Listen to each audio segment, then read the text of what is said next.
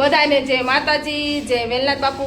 તો કેમ છે મારો ઠાકોર સમાજ ને? આજ છે ને સવારમાં નાઈ ધોઈને તૈયાર થઈ જશે એટલે કે છે ને અમારે બીજે રૂમ રાખી છે કે નહીં, તો અહીંયા રૂમ સાફ કરવા જવાનું છે। તો કન્ટિન્યુ અમારા બ્લોકમાં બન્યા રહેજો। તો રૂમ તમને દેખાડશું કેવી છે કેવી નહીં। છે તો પતરાવાળી પણ આમ થોડી ખારી છે, હેઠે લાદી નથી, કોબો પાથરેલો છે।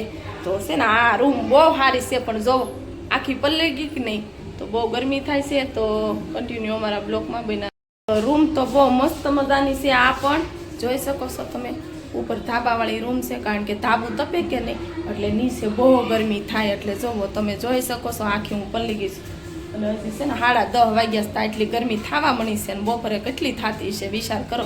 ઓલું તો પતરાવાળું હોય ને તો પતરા છે ને રાતના ઠરી જાય, એટલે ધાબાવાળી કરતાં પતરાવાળી આમ રૂમ સારી।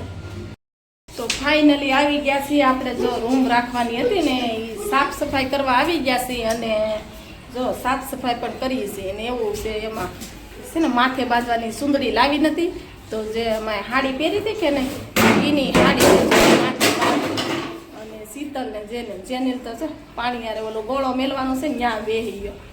રૂમ અમારી આવી કાંક છે, અને આ છે ને બહારની બારી છે, બહારની બારી છે જો, બહારની બારી છે અને આવી કાંક રૂમ છે। જો આવી રૂમ છે, આને સારી બહુ કરવી પડશે, કારણ કે છે ને જે અહીંયા લોકો રહેતા ને એને કાંઈ સારી કરી નથી। તો સામું ઓલું માળ્યું છે ને અહીંયા છે ને ડુંગળીનું બધું કર્યું છે, તો બધું સારું કરવું પડશે। તો કન્ટિન્યુ અમારા બ્લોકમાં બન્યા રહેજો। ફાઇનલી રૂમ સારી કરીને છે ને થાકી ગયા। તો બાજુવાળાના રૂમે છે ને ઠંડુ પાણી પીવા બી આવ્યા છીએ।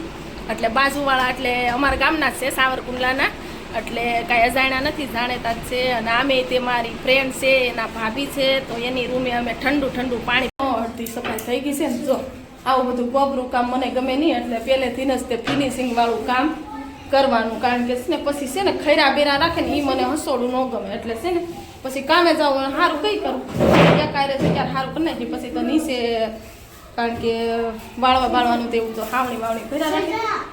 તો જો આયા જો એવું બધું જો શીતલ બાપા, અને આયા છે શીતલ નીચે રહેતો, શીતલ નીચે તો છે ને આયા જો કહું, અને આમાં બધે સિમેન્ટ સાંધવી પડશે। જોઈ શકો છો તમે, આ બધું કિનારા છે ને મને ન ગમે, સિમેન્ટ ત્યાં સાંધવી પડશે। કન્ટિન્યુ બ્લોકમાં બના રહેજો, મજા આવશે।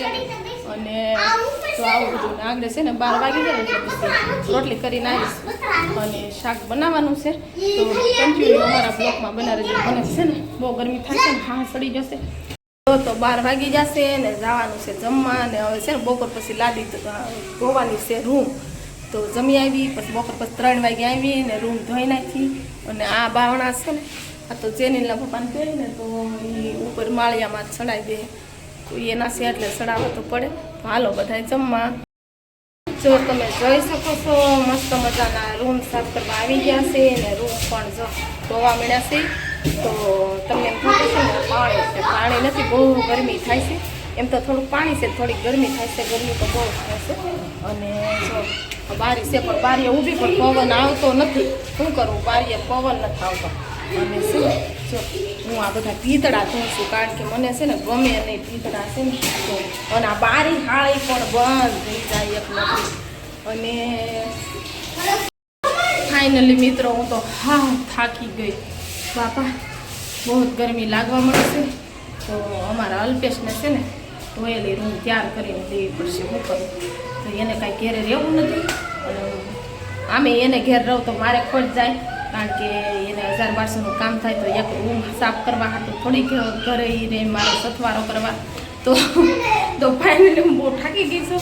સાંજે હવે છે ને થોડુંક ખીજાવાનું છે, એટલે મારે કહેવાનું છે કે તમે છે ને બહુ બોલાશો, કારણ કે મારે એકલીને રૂમ સાફ કરવી પડે, ધોવી પડે, એટલે થોડું પત્નીનો સાથ દેવાય એવું ન કરાય।